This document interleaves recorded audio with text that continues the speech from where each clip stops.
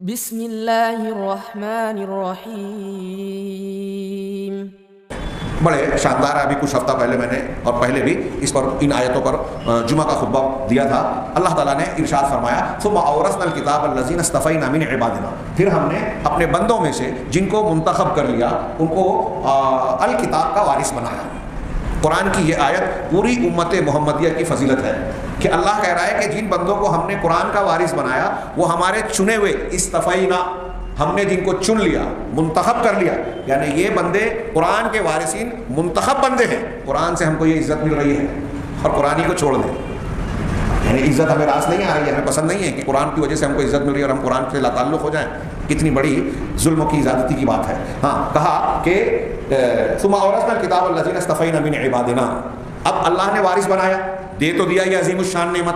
اب لوگوں کا برتاؤ کیا ہے؟ یہ سورہ فاطر کی آیت کا اگلا حصہ بیان کرتا ہے. فمنہم ظالم لنفسہ ومنہم مقتصد ومنہم سابق بالخیرات باذن اللہ. اب یہ قرآن کو کے وارث بننے والے لوگوں میں کچھ ایسے ہیں جو اپنے نفس پر ظلم کرنے والے ہیں. ہاں، قرآن کو مان رہے ہیں، ایمان تو لا رہے ہیں، لیکن گناہ بھی کرتے ہیں، گناہ گار ہیں، فرائض میں کوتاہی، ہاں حرام یا ممنوعات کے ارتکاب میں کوتاہی ہے، ان لوگوں کو ظالم کہا گیا. ہاں، فمنہم ظالم لنفسہ ومنہم مقتصد، ان سے اونچا درجہ ان لوگوں کا ہے جو درمیانی ہے. مقتصد درمیانی چال چلنے والے، متوسط طبقہ. یہ کون لوگ ہیں؟ جو ان سے بہتر ہیں ظالم سے، فرائض پر عمل کرتے ہیں، حرام سے بچتے ہیں، لیکن کبھی کبھی شریعت کی مخالفت ہو جاتی ہے، کچھ کمیاں ہوتی ہیں، فضائل کے کام میں آگے نہیں رہتے، اونچے مقامات کی طرف نہیں لپکتے. تو یہ درمیانی لوگ ہیں. گناہ سے تو بچتے ہیں، ہاں مکروہات سے ممنوعات سے بچتے ہیں، لیکن مکروہات سے نہیں بچتے. کچھ گناہ بھی سرزد ہوتے ہیں، یہ مقتصد ہیں. ومنہم، اور تیسرا طبقہ سب سے اعلیٰ کون ہے قرآنی لوگوں کا؟ ومنہم سابق بالخیرات باذن اللہ، وہ ہیں جو اللہ کے حکم اور اس کی توفیق سے نیکیوں میں پیش رہنے والے ہیں، آگے آگے.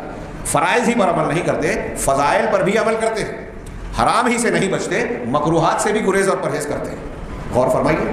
ہاں، یہ تین طبقات قرآن کے بتائے گئے قرآن پر عمل کرنے والوں کے، کہ قرآن کے ساتھ ہمارا برتاؤ کیا ہے. ایک ظالم، ایک مقتصد، ایک سابق بالخیرات. میدان محشر میں بھی تین طبقے ہوں گے. اسی طریقے سے جو حدیث جبریل میں اللہ کے رسول صلی اللہ علیہ وسلم نے سوال کیا، جبریل علیہ السلام نے پوچھا تھا اسلام کیا ہے، ایمان کیا ہے، احسان کیا ہے. تو یہ اسلام پہلا درجہ، ایمان اس سے اونچا درجہ، ان دونوں کو حسن اور اعلیٰ درجہ دینے والا احسان تیسرا درجہ.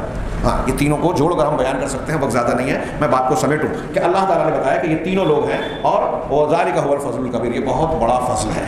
اور آگے کی آیت میں، اس کے آخر میں انہوں نے جو لطائف بیان کیے ہیں، اس میں اس آیت کے بعد امت محمدیہ کے لیے ایک بہت فضیلت کی چیز ہے جو ہم پڑھیں گے. ہم آگے بڑھ رہا ہوں. آیت نمبر 6 میں کہ جیسے قرآن کو اختیار کرنے والے تین طبقات ہیں، ایسے ہی کافروں اور متقیوں دونوں کی جزا آگے کی آیتوں میں بیان کی گئی ہے. بڑا بہترین پیرایا ہے، ہم لوگ اس کو خطبات اور خطابات میں سنتے ہیں. میں صرف اشارہ کر کے ترجمہ کروں سرسری طور سے.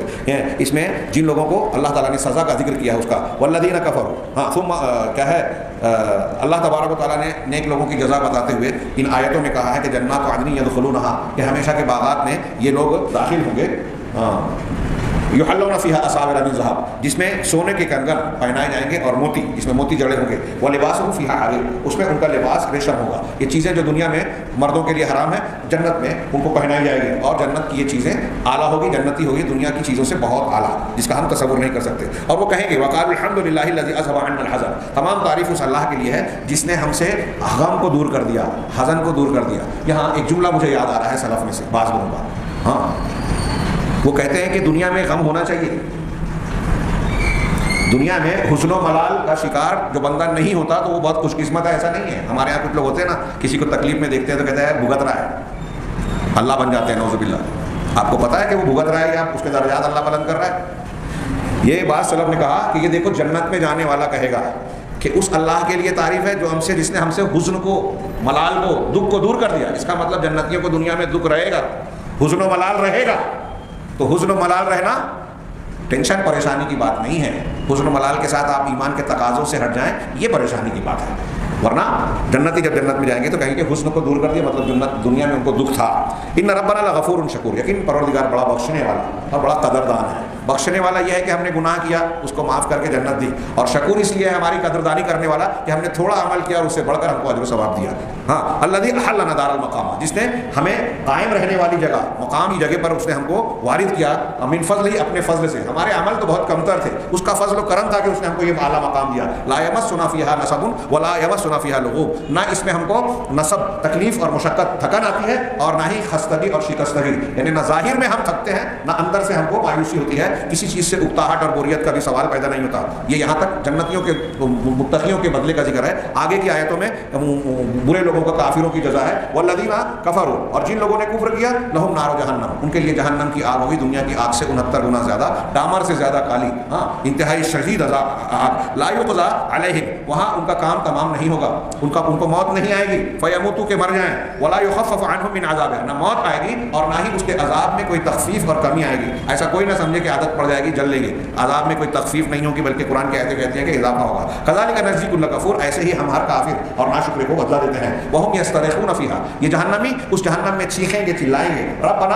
اخرجنا نعمل صالحا، پروردگار ہمیں نکال دے، ہم نیک عمل کریں گے، غیر الذی کنا نعمل، ان اعمال سے ہٹ کر جو دنیا میں کیا کرتے تھے، جب پہلی مرتبہ تو نے بھیجا تو ہم نے شرک کیا، بدعات کیا، خرافات کیا، تیرے رسول کی نافرمانی کی، اب ایسا نہیں کریں گے، ہم اب اچھا عمل کریں گے، تو جواب ملے گا اولم نعمرکم ما یتذکر فیہ من تذکر، کیا ہم نے تم کو اتنی عمر نہیں دی تھی کہ جو نصیحت حاصل کرنا چاہتا اس میں نصیحت حاصل کر سکتا تھا، یعنی ہم کو جو موقع ملا ہے عمر ملا ہے، یہ ہمارے خلاف حجت ہے، وجاءکم النذیر، اور تمہارے پاس ڈرانے والا بھی آیا تھا، پیغمبر بھی آئے تھے، پیغمبر کے بعد اس کے وارثین علماء کرام آئے جو اللہ کی کتاب کو اب تک پہنچا رہے تھے، ڈرا رہے تھے، فذوقوا، لہذا اب عذاب کا مزہ چکھو، فما للظالمین من نصیر، ظالموں کا کوئی مددگار نہیں ہوگا۔